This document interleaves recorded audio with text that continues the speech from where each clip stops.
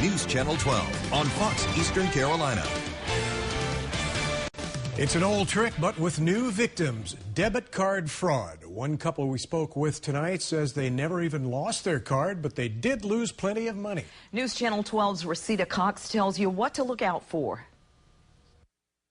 I went out to a restaurant to eat dinner with my family and tried to pay for the meal, and they told me that my card was declined. Joshua Adams and his wife didn't think it was possible. Swiped the debit card and entered a PIN number to make these purchases. It wasn't possible because I had my debit card the whole time. But someone had used their cards, despite them never leaving their wallets. What caught me so off guard was that I had never lost possession of my card, and someone somewhere made a fake copy of it and was using it and passing it off, and it was beating the new chip system and every piece of fraud prevention there was. It was beating it. Unfortunately, this isn't uncommon. Rich Hudson says his bank sees this happen too often. With today's society where everything is very convenient, it happens more because folks are used to using their debit cards or credit cards and swiping them in various areas. But there are ways to reduce your risk. Using ATMs, be familiar with the ATM that you're using, and if there's unusual features on that ATM, go use another one. The Attorney General's office lists these tips for you to avoid fraud. As for Adams, I'm using cash more. Ever since then, me and my wife have both changed to we pay our bills with our cards online, and then we use cash. Reporting in Greenville, I'm Rosita Cox for News Channel 12. And we have some more information to help you keep from becoming a victim. Just head to our website or mobile app. I'm meteorologist Tommy Cox. Tonight, the clouds have been trying to increase. Occasionally, we have seen those pass through. Right now, a little bit of a lull here. Here comes some more clouds that will make its way in. Here's what we're dealing with back to the west. You see the watch box back here. That is a severe thunderstorm watch back in Tennessee, Georgia, and Alabama. That's all going to slide off to the east. You can see the rain out in advance, the line of storms back here. We could see some storms as we head through the early morning hours into drive time tomorrow. You can see with the radar right now, though, mainly we're dry. This is just a little bit of moisture in the atmosphere. Nothing from this actually making it into our area yet. It's just associated with those areas of clouds that are pushing in. Otherwise, temperatures right now upper 50s, low 60s around the region. Tomorrow morning, we'll start off with temperatures in the 50s, slowly falling throughout the day, and you can see rain and thunderstorms likely tomorrow. I'll show you the details on that coming up in about 10 minutes. New at 10 tonight, a bald eagle possibly shot in Bertie County is recovering tonight. Doctors say someone shot it with a 12-gauge shotgun last night.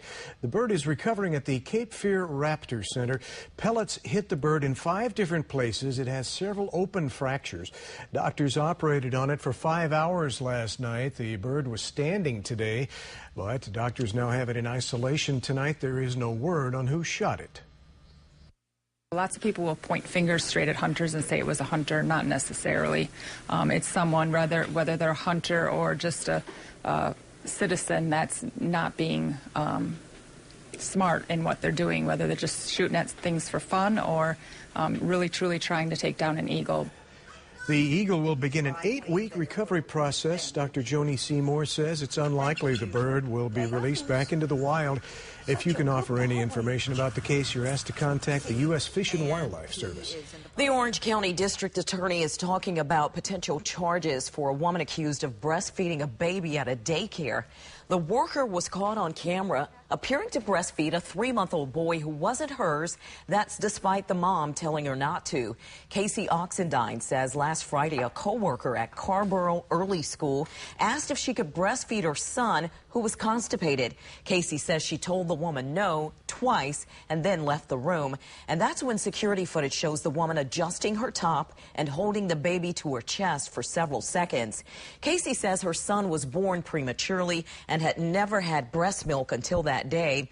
He became sick and she rushed him to UNC Hospital that night.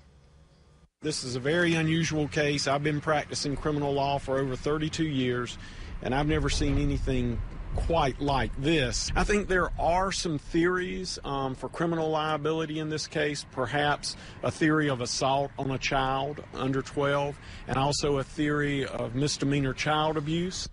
Casey says the daycare worker was fired last Friday. Carborough police say they're still investigating. We have new information on a story we first told you about yesterday. New Bern police now released the name of the person found dead in a home yesterday morning.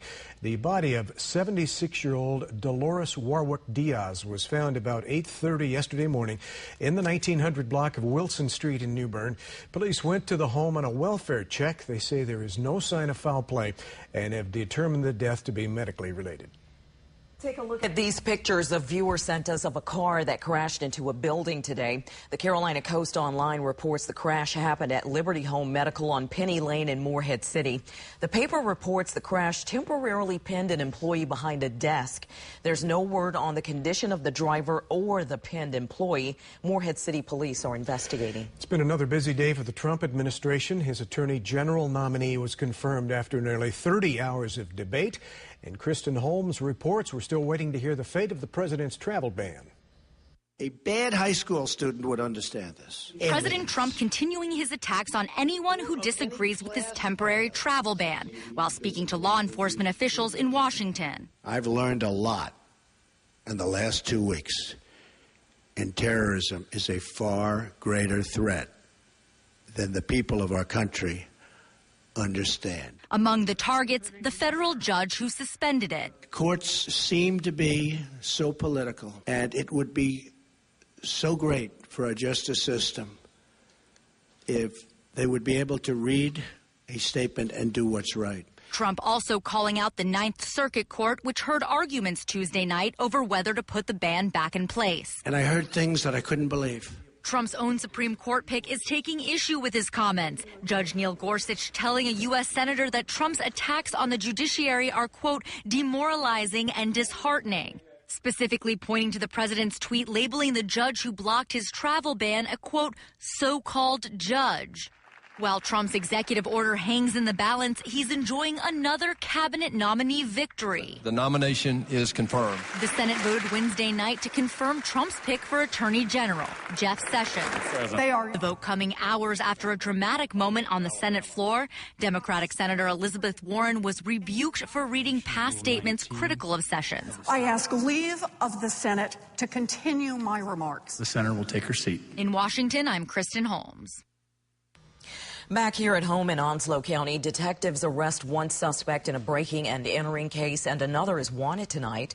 Investigators arrested 30-year-old Samantha Raven Evans in Swansboro and charged her with breaking and entering, larceny, financial card theft, and obtaining property by false pretense. Her bond was set at $24,000. Now, the man next to her in those mugshots, Scott Michael Johnson, is wanted for outstanding warrants for that same break-in. An investigation leads Surf City Police to arrest a man for possession of heroin and prescription pills. Officers say they approached 53-year-old Paul Gilbert when they saw him semi-conscious in his vehicle. They found 21 bundles of heroin and prescription drugs, including oxycodone, Adderall, and Xanax.